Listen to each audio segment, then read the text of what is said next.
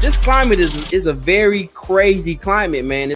I trust our government. Right. I trust our government officials that they won't disrespect the Constitution like However, that. Right? The behavior that we have seen from Donald Jamal Trump in these last 4 years, especially here at this last moment. That's how I take. I've always considered this coronavirus similar to an STD. Okay. And the fact of how definitely okay, that's the hot take. Okay.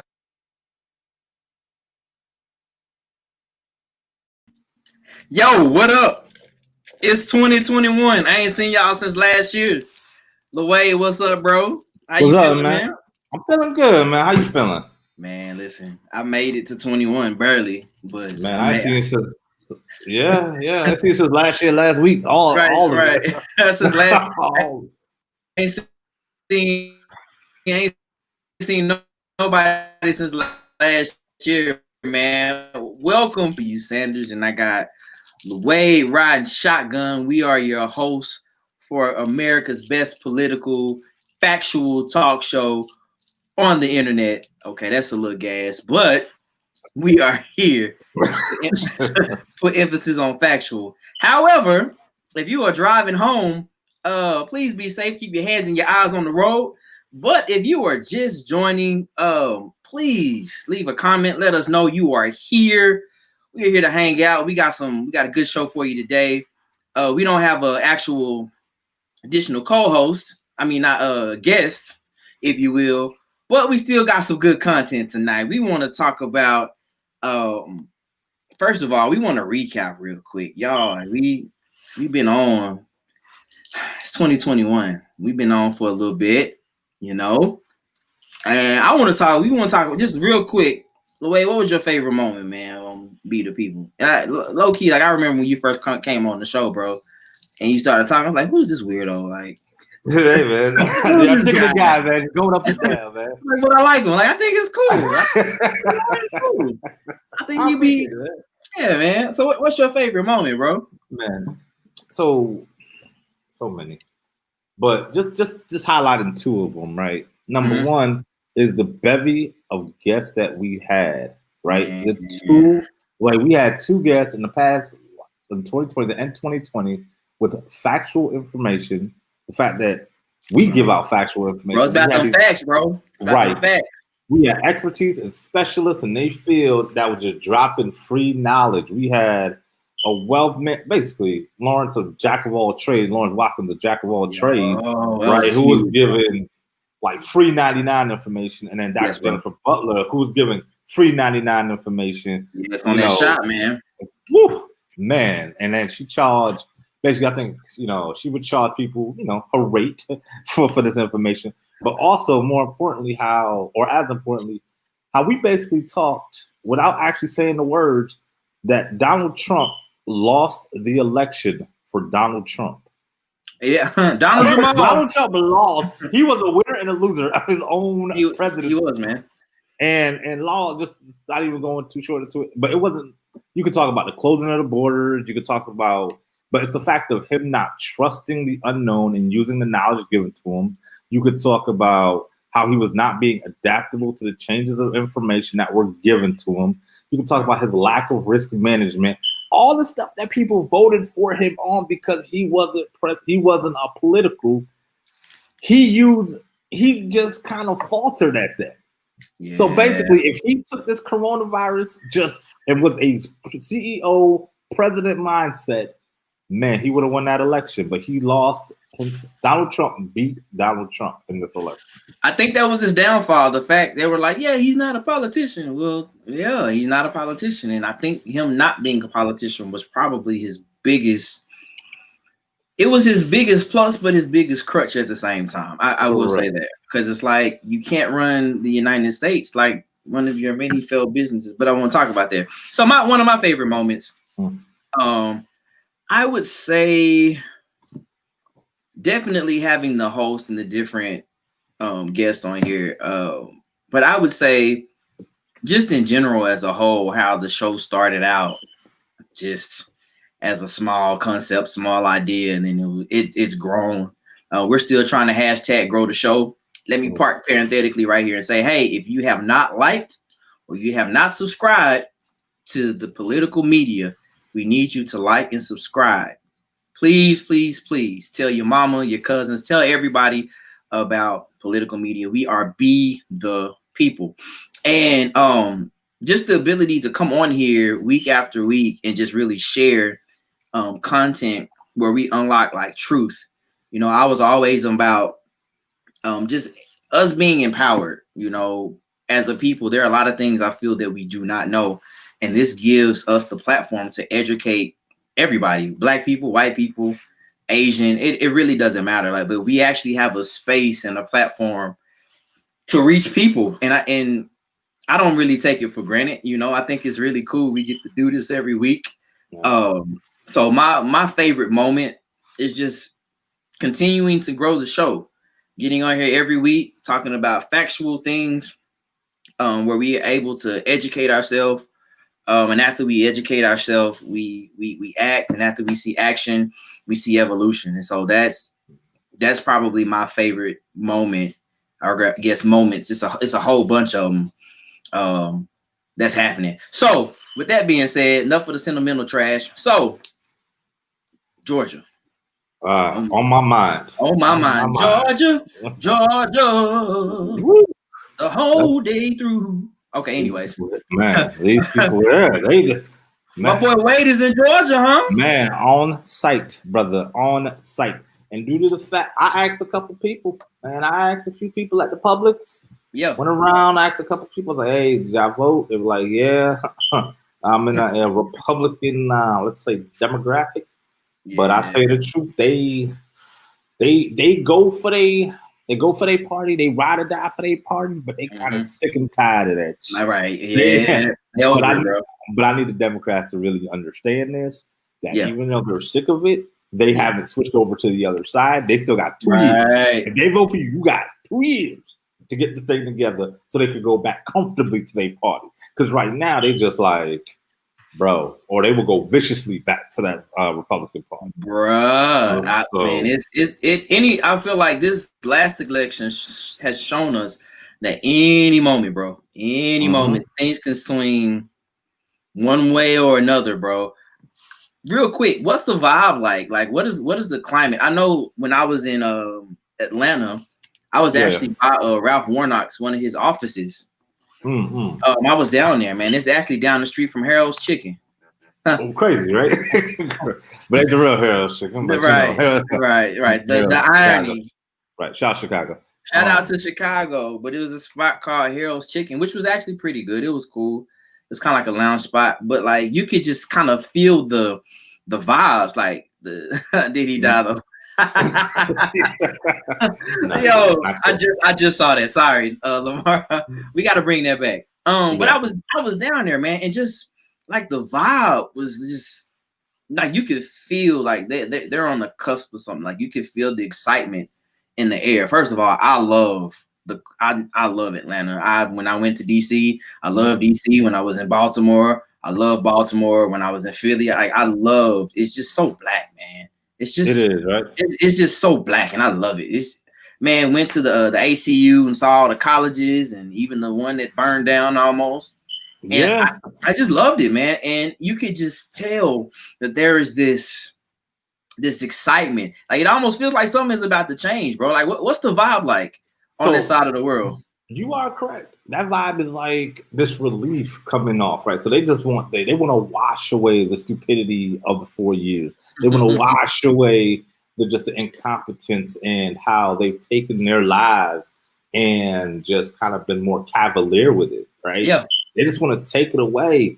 And so I'm going to tell you like this, right? In this Republican side of the world, these Democrats, this is where I was proud of the Democrats because they knocking on the door like the police came. Hey, right. We want to go. Yeah, exactly. Raphael Warnock and John Austin. And I'm like, golly, like they is really serious about this out here. So they want the change, man. Like I just checked CNN, and at 27% of the votes right now, they're looking at 27% of the votes counted. They're looking at 52 to 47 Democrats. But I still think it's going to be tight, though. It's going to be real close. It's going to be close. Remember, Georgia, as you mentioned, Atlanta, right? And it's just like that big cluster of a city. But Georgia is a big state. It's a big state, yes, sir. It's a big state. So right. it's like you got that blue eye surrounded by that red retina, right? Yeah. Right. So I mean, it's just. So do you honestly think it's gonna change? Do you honestly think that the Democrats have done enough to actually change the tide of a? I don't think Georgia has ever been a swing state, has it? It has not been a swing state. I don't think so. But the fact is that I think they have done a lot just in this state. I think they were when during the presidential election, their minds were all over the place. But now you have one location to focus on. You focus on that location, and for people that really know or don't know how big this is, so basically, if the Democrats win, it will be even in the House, right? And then the tying vote goes to Vice President-elect Kamala Harris. So we know how that's gonna go. Right, correct. So that's why this is why everybody's focusing on Georgia. So and so for you out there that's watching, and like, so what does that mean to me? That's according to President-elect Joe Biden. That means the first thing on the table is that $2,000 stimulus check that your man Mitch McConnell's like my man is being like the father off of Everybody Loves Chris. Right. And my man Jason gets off of the game, and he's just like Mr. Krabs off of SpongeBob. Right. He is just keeping that money so tight, man. He holding it tight, bro. But I mean, they think they're like, hey, we're gonna push $2,000 across. After they do that, because for the people that need it, then I need them to push them loans across. So that's the next thing, and then you do whatever you want to do. Man, I know this is not something that we talked about, but you just kind of helped me think about something. And by the way, it's like, are you drinking water? Yes. This is my 2nd gallon of water today. Listen, it's 2021. I'm trying to do this thing the right way. Listen, I'm trying to be here a long time. I'm trying to have kids and great grandkids. So I'm trying to be healthy. This is my 2nd gallon of water today. If you're not drinking your water, drink your water because it's good for your skin, your kidneys, your bladder, and your inside. Is that your New Year's resolution? No, I don't have no New Year's resolution. I'm just trying to be healthy. I'm just trying to be healthier in the long term. Listen, man, that was a point where I was $140 wet. Man, I got on the scale yesterday and I am 240 pounds. Help us, Jesus. You were 200 how much? 40 pounds, sir. 240. All right. So we're gonna do this then. We're gonna do this. Real quick. What number are you trying to get to? So ultimately, I'm trying to get back down to 180 pounds. 180 pounds by the end of the year. Oh no, I can do that in 6 months. Man, you must. All right, because I'm 247. So let's go. Let's go to the.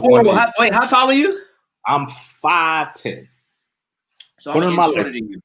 Yeah. Okay. So that means you're actually fatter than me. Yeah. Yes. Very good. Very good. Yes, sir. No problem. Listen, I promise you. Man. So that's why I'm drinking my water. I'm eating real clean, real healthy. I'm doing a little.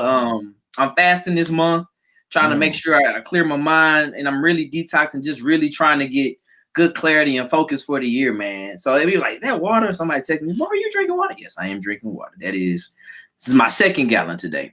Man, I was about to say something though about the stimulus. You sparked something real quick. $600 is the only thing that's going out right now, man, and it breaks my heart. It really breaks my heart in the fact that our government has this expectation that people are supposed to survive off a one-time payment of $600. Absolutely. What sense does that make? Says the people that make $173,000. They're in a whole nother tax bracket. In a whole different state. Right. So let's put it like this. Mitch McConnell, right? Yeah, shout out to Mitch. I want to call him something else. Mitch, but never mind. Okay. Right. I'm at church. So Mitch, right, makes $173,000, right? Maybe let's just round up $175,000, right? Yes. So my man stays in DC. So that means you have an apartment. Right. So yes. Mm-hmm. And your house got vandalized in Louisiana. I'm sorry, Louisville. All right. Right. So you have so I want you to hear that. The word house and the word apartment. So And you think people could survive off of $600? So I'm a quick shout out real quick. Shout out to Audrey Birthright, which is my mother, right? Who what's up, moms?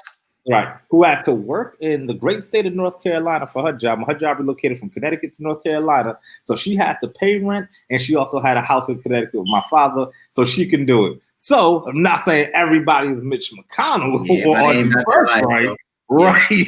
But you know, the fact is that $600 is a car payment for some people.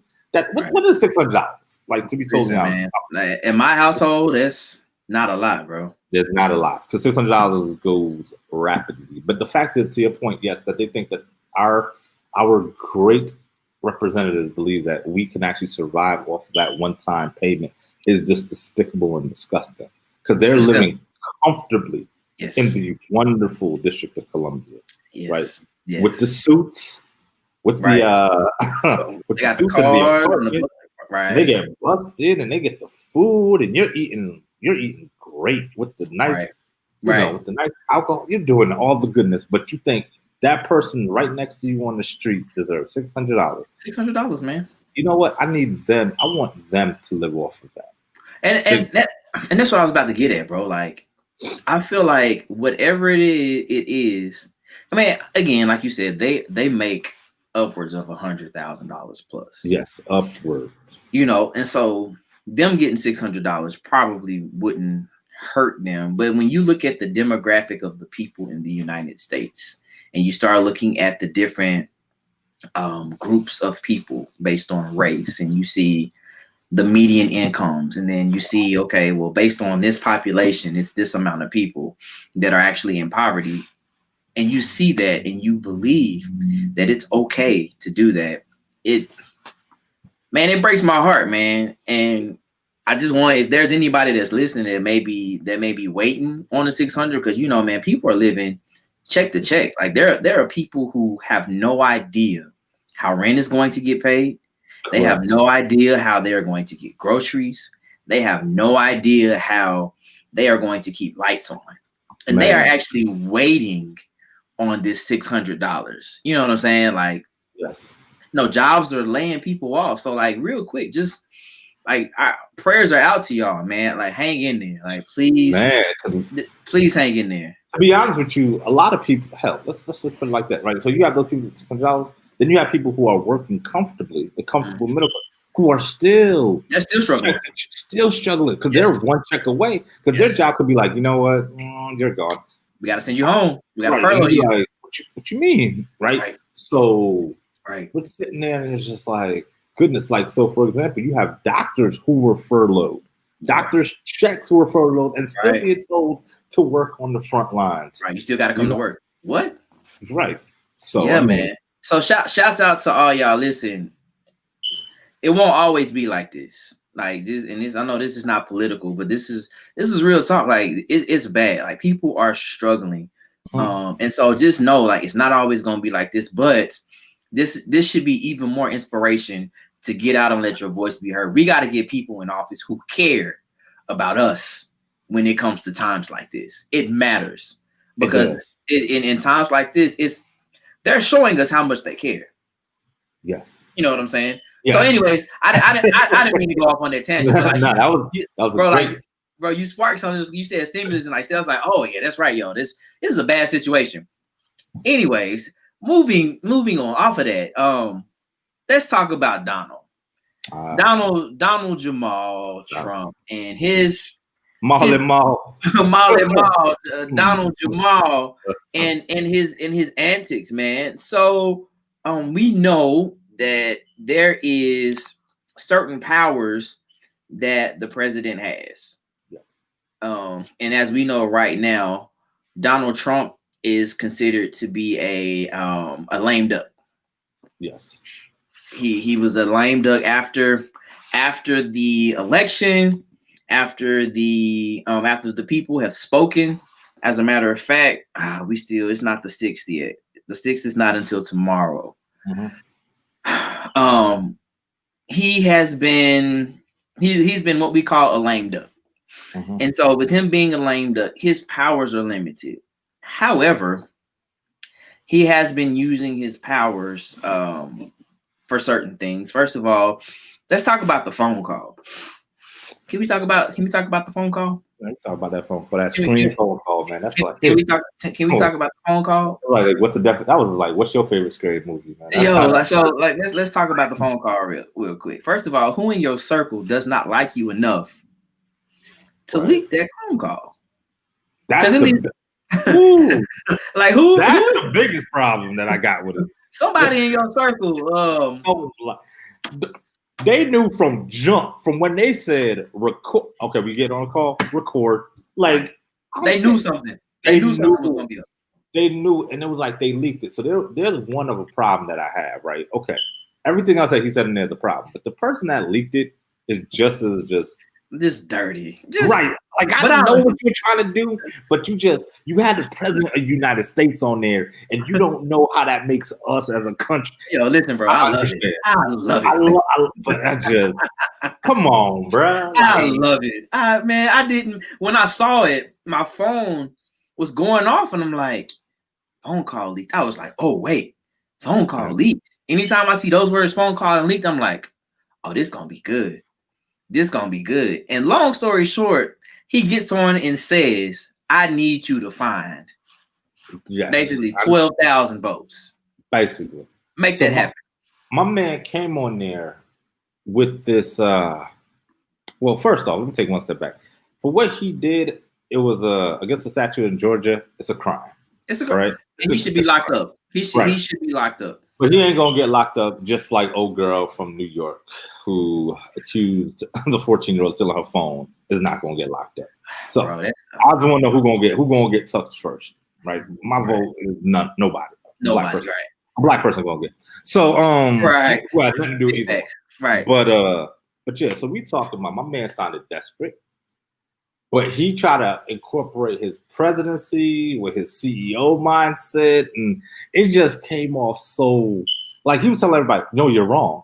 No, you're wrong." Like he was like the first 10 minutes, he's spewing out numbers, and if you've been on a corporate call, you've listened to it and be like, "What are you trying to say? Where's it going? Right? Where are you going with this?" So like, I need you to find me. We cannot find you. It does not work that way. Okay, so that's cheating. Lost. Like, that's illegal. You lost. Take the loss. You lost to yourself.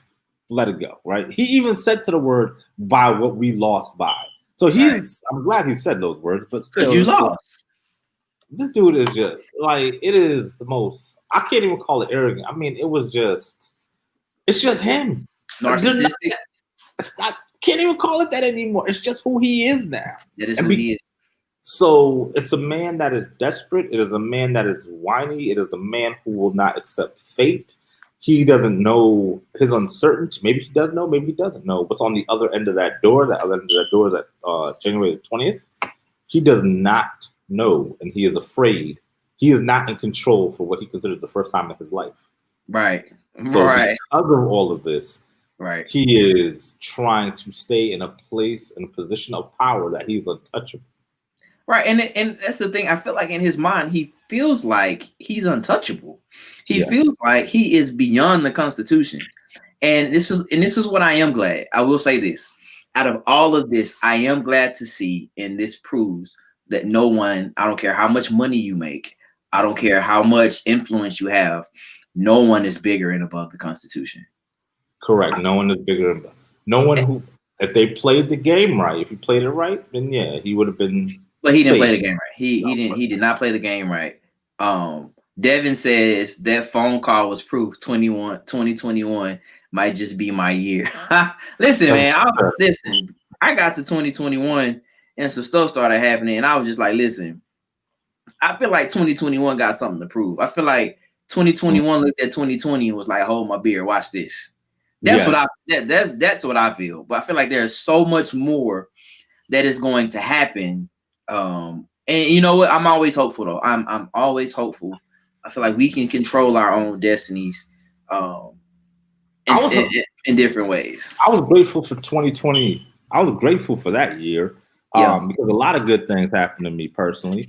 But also it showed. I hope the world opened their eyes and realized exactly how important your vote is and how exactly how much power you really have. Man. And the fact that if I'm telling y'all this is, but also made me realize how we need to work on our educational system, and how I'm telling you, if they canceled the Olympics, what did you think this was? You think you can't get touched by this? The Olympics. They canceled the Olympics, right? And you think that you could walk into a store without a mask on, and this thing canceled the Olympics, bro. Like I said that 3 times. You don't think the little organs is gonna be like punched by this? Like, y'all playing way too much. Y'all playing. But it's the fact that it showed me also some of the resilience for those that continued to do what they had to do. Yes. People got married, people had children, people moved in the house, people started new jobs, people did a lot of things. So it showed me those that did it responsibly still did it responsibly. That nothing is going to stop us no matter what. Pandemic, global pandemic, etc. Life continues to move on. Continues to move. Right. You said people got married, people bought houses, even people were still pardoned. Correct. Correct.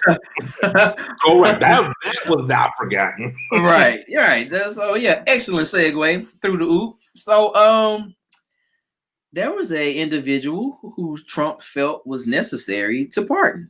And he's he's a lame duck, yet he still has some pocket pardons. And so real quick before we get out of here, I want to talk about how Donald Jamal Trump decided to pardon Stephanie Moore. Lisa, yes, we are still live, and thank you so much for joining us. Eric, Devin, Chef Shahana, what's up? What's up? Thank you again. Leave some comments, talk back to us. We'll try to get to your comments. Boss man Lamar Falk, what up, man? I'm just kind of going through. Kendrick, good to see you, man. Hey, we got to get Kendrick on the show, man.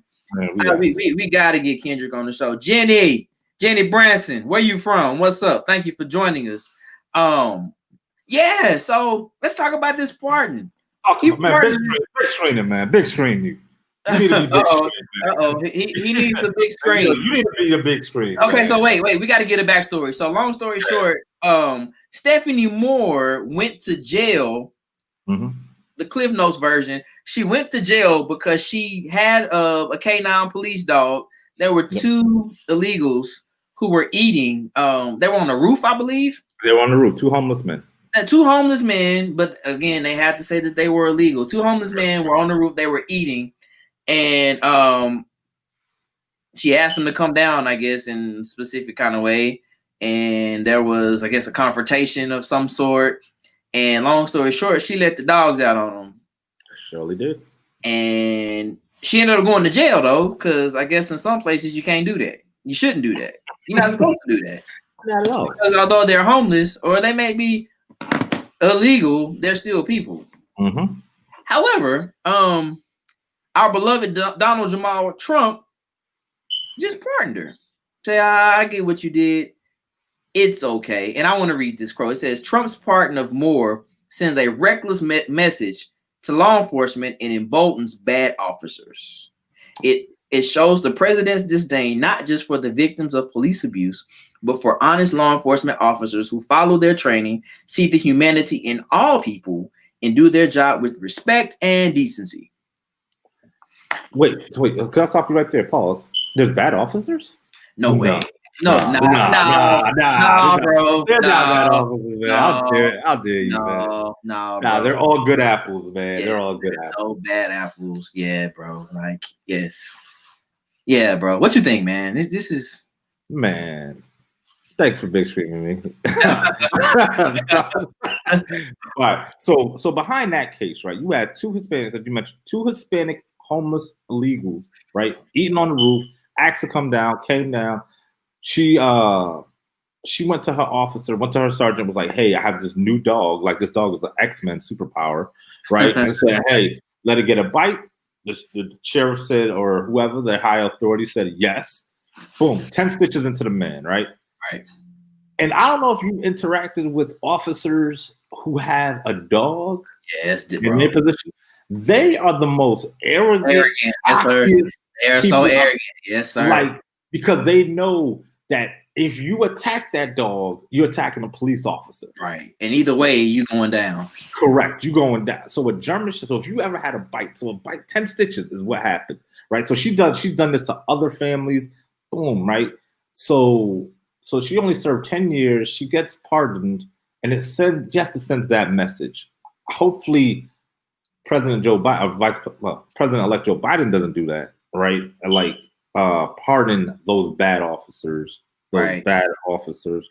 But nonetheless, right, it is a disgrace that she was pardoned based off of that. She used a dog as her superpower, and she let it just roam wild. When somebody, a quarterback for the Atlanta Falcons, right? My man, we ain't gonna talk about that guy. My guy. Right? That guy. So that guy still can't even, man. Right, it's still tough to walk down the street, right. Bro. It's still tough for him today, bro. Like, I heard him talk about it, man. Yeah, bro. Still, they didn't even want him to own a dog, but she used the dog as a weapon. Right. So again, not condoning what the quarterback did for the former quarterback for the Atlanta Falcons did, but I'm just saying, to me, they're in the same level. They are. Right. They are. So for him to be pardoned, for her to be pardoned, disgusting. So I think the other part about this too, bro, is this. There are so many other people that could have been pardoned. There are so many innocent people who actually did not commit crimes that could actually and should be pardoned at this point. Like, there are so many people right now that have actually been exonerated by DNA evidence or have cases that are before judges that say, hey, or there are testimonies that have been given that says, hey, this man is innocent. And you're telling me that with the power that you do have, because again, he's still a lame duck, right? But with the power that you still have, you freed somebody who was guilty. Yes. There were other officers that testified against her. Right. Correct the window. Goodness. And that's the message. So what does that tell you? Like, what does that say to you? Like, what message does that send to Black people? What message does that send to law enforcement? What message does that send to the government? Like, what message does that send to white people? Like, what message does this pardon send to people who are living in America? I think that it is insulting. Like you said, I think it's disgusting that you would do and you would pardon somebody. That further tells me how you feel about Hispanics, homeless people, that you would go to great lengths to pardon this person. That just tells me you're an idiot and you don't deserve to be the president of these United States, because you are representing the interest of one group, and that's not what we need. We need somebody that is going to represent the commonality of this big old gumbo pot. It's not a melting pot. We talked about that from one of the shows. I dropped the analogy on y'all. This is not a melting pot, because when we have a melting pot, we lose our identities. We lose who we are. This is a big pot of gumbo. When we all come together, we all add something to the pot, and we all give something that can be enjoyed, something be taken away from, something that is filling without losing who we are within the pot. So with that, that's all I got. I'm out, bro. One quick second. Breaking news. So real quick. Shout out to CB for being a subscriber.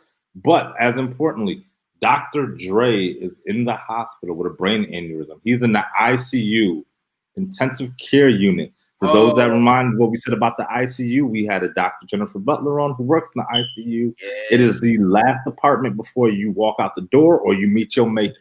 Right. So she is one of those doctors that is working on Dr. Dre right now. Oh man, so, hey, yo, I thought some prayers with Dr. Dre. Man, this what did I tell you about 2021? Man, 2021 is looking at 2020 like, hold my beer, let me show you something. Let me show you something. Like, this is crazy. Prayers for Dr. Dre and his family. It's crazy, y'all. Like, it is crazy. I will definitely do my best to get more information and try to keep y'all posted. If you have not subscribed to TFG Political Media, please like and subscribe. # grow the show. We trying to grow this thing, y'all. We want to bring y'all good content. We want to make sure that y'all stay informed. We want to have fun doing it. But please, like and subscribe. Leave comments. We appreciate you. Thank you for watching. We are Be the People. We are out. Peace. Peace.